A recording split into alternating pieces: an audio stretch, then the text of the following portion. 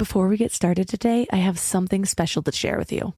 You know how many people I talk to who say, Melissa, I don't even know what I want. I don't have a big vision for my life. And they feel like something's wrong with them. But here's the truth. You're not going to have a clear vision if you haven't gotten intentional about excavating it, about really digging deep into your soul to find it.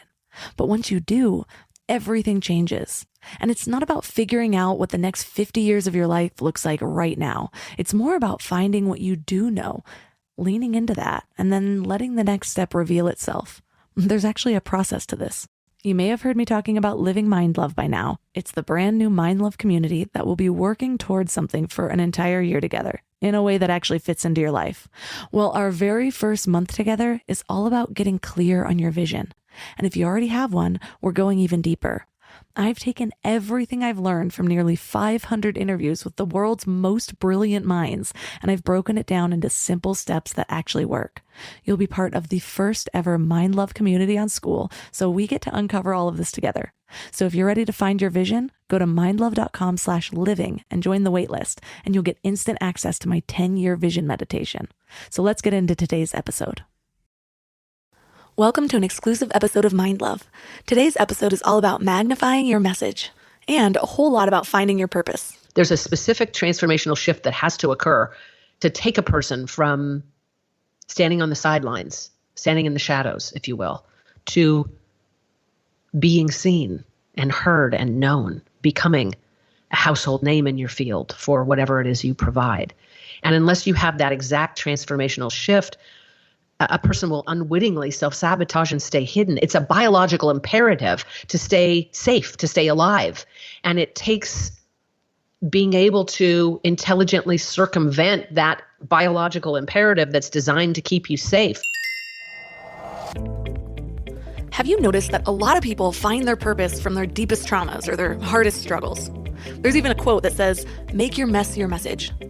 Well, a lot of you have reached out and asked how I found my purpose or how I made a life out of it after I found it. So I'm going to give you the details. When I was going through my hardest times, I was still totally lost. But it took so many mindset and mindfulness tools to lift me from my rock bottom that learning and sharing all about the power of the mind became my passion. When you really feel the difference that something can make in your life, it's kind of hard not to be passionate about it. I started to realize that whenever these topics came up with my friends, they were my favorite conversations. I usually felt lit up or energized somehow. But for the most part, even though I had done so much healing and I felt so much better in my mind and my body, I still felt pretty lost. I didn't really feel like I had a purpose or I knew what I was going to do with my life. Well, when I became really determined to find that purpose, one of the questions that I asked myself to get clarity was, what did I feel endlessly curious about? So I started to look at all the last books that I had read, or the podcasts I was listening to, or conversations that lit me up. They were usually a mix between business and spirituality and psychology, which kind of all seemed like different topics, but I realized they all had one thing in common.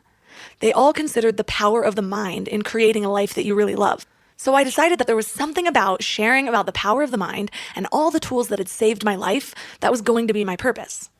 Well, the next step was figuring out how I was going to share this. There are so many options these days. I could have started a blog or started a YouTube channel or a podcast, or I could work with people one-on-one or speak at events or schools or work for a company. I could even do several of these eventually, but I knew I had to start with one first. So to decide, I needed to make sure that I found something that was in alignment with who I am at my core. Otherwise, it wouldn't really be sustainable for my personality or my energy type. So I started to look at my values. But it's also helpful to look at your Myers-Briggs or your Enneagram or even your motivation code, which we talked about in episode 157. Anything that you feel like has helped you to understand yourself more. Well, I knew that my number one value is freedom, so I had to make sure that I was designing my life around that. And then I sat with all the options. I could always talk myself out of being on camera. I don't even put makeup on most days, so YouTube channel was out for me. I tended to procrastinate most when I was writing, so I didn't really want to make that my whole life path. But there's one thing I could always do, and that's talk. So I decided on a podcast. Every step of the way, I looked inward first. What is important to me and what fits with who I really am? Because if you go the other way, it's easy to convince yourself that maybe that's what you really want. I mean, I could watch a YouTube channel and be like, wow, it'd be so cool to be that girl. But when it came down to actually doing all the things to have that kind of success with YouTube, I knew I wasn't really up for it. Like, if I look at a whole list of values, they all sound pretty good. Honesty, excitement, family, friendships, achievement, challenge, honor. I mean, who doesn't want all those things? But only a few of them seem to pop up consistently in all of my happiest or proudest or most memorable moments in my life. So it's helpful to reflect on your past so that you can start to identify your patterns rather than just what looks good on paper. The next step was really confronting my limiting beliefs. So all the things popping up in my mind that could talk myself out of doing this thing. This took a while because some limiting beliefs are so deeply rooted in the subconscious that you might not even notice they're there. So I started tracking all of my negative thoughts about it for a few days. I literally carried around a little notebook and wrote down anything that could be a limiting belief. Things like, I might suck at this. People will think I'm using my traumas for attention. I'm too ADD to finish anything. People could think less of me if they know my whole story. I can't be that vulnerable, it's too scary. And then I started to process each one. And by that, I mean I just started to challenge those beliefs. So let's take a look at one. I can't be vulnerable because it's too scary. So how do you challenge that? I ask myself, well, is that true? Well, being vulnerable is scary, but what am I really afraid of? What's the worst that could happen? Well, people could judge me. People will know all my deepest, darkest secrets or who I really am. And then I started to take a look at all those thoughts.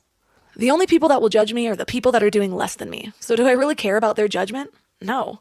Their judgment is just a reflection of how they hold themselves back in life. So in that way, I kind of have compassion for them. And then I looked at, people will know the truth about me. People will know my whole story. Well, is that such a bad thing? Yeah, there's things that I've held shame and embarrassment about, but should I be still holding on to that shame? Somehow my subconscious thinks that it's bad that someone might know the real me. So let's challenge that. Are relationships even fulfilling if the person only knows who I'm pretending to be? Now, what are the positives of vulnerability? Practicing vulnerability makes me stronger. I'll let people in. I can reduce stigmas. I can help a lot of people who are afraid to share their stories.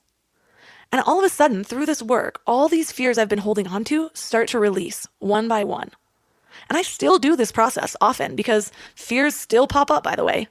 So again, each step of the way, with each decision, I looked toward myself to figure out what I wanted, and then I looked at my options. And there are so many ways to get more clarity about who you are and what might work for you for the long term. And I'll also be offering some one-on-one coaching calls if anyone wants help with this process. So if that's something you're interested in, just reach out to me at melissa@mindlove.com. Well, then comes another big roadblock.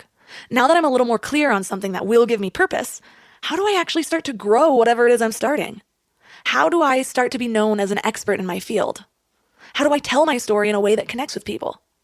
Well, that's what we're talking about today. And I'm so excited to have an OG guest back on the show. If you've been around a while, you may remember Cheryl Hunter way back from episode 15. Well, her story is incredible. From her deepest pain, she found her highest purpose. And she's been featured in over 100 media interviews, from PBS to CNN to Dr. Phil. And she's going to teach us how to skyrocket our influence.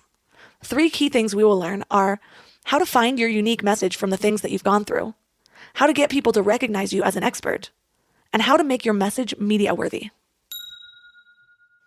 Hey there, Wild Minds. So this was just a preview, but you can access the whole episode with a Mind Love Premium membership. If Mind Love has been helpful to you in any way, consider helping support the show by joining this exclusive community. I promise I'm making it totally worth it.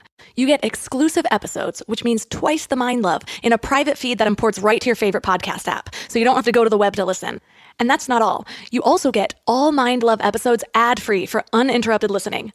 You get early access to episodes, and you get bonus video interviews and powerful meditation downloads. And finally, you get priority access to me, so you're free to reach out to me with any questions that you have about life, love, relationships, success, whatever it might be. And in more good news, you can get started free with a 2-week free trial. Just go to mindlove.com/premium. And if you're a student, reach out to me on Instagram and I'll give you a special discount.